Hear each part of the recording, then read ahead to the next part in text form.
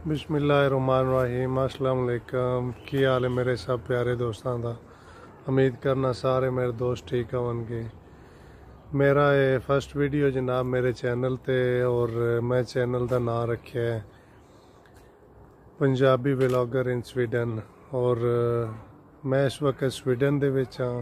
तकरीबन कई बंदियां तो स्वीडन का पता है और कई नहीं पता है। और ये नॉर्वे, डेनमार्क और जर्मनी दे बिल्कुल तकरीबन नज़दीक मुल्क ने। और यूनान तो मैं आया सी और बहुत ही ज़बरदस्त मुल्क है। और मैं चैनल बनाया है। काफ़ी दोस्तों ने मैंने कहा सी कि कोई इन्फॉर्मेशन चलो बाहर की सानू मिल जाती। और जनाब चैनल का नाम ही मैं पंजाबी व्लॉगर इन स्वीडन रखे, क्योंकि मेरा व्लॉग पंजाबी च होवे करेगा। काम शाम तुहानू दसांगे किस तरह के इत्थे हुंदे ने, की हालात हुंदे ने।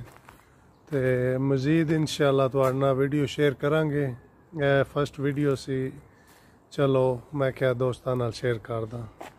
ते अपना ख्याल रखियो। इंशाअल्लाह जनाब नेक्स्ट वीडियो नाल हाज़र होवांगे। अल्लाह हाफिज़।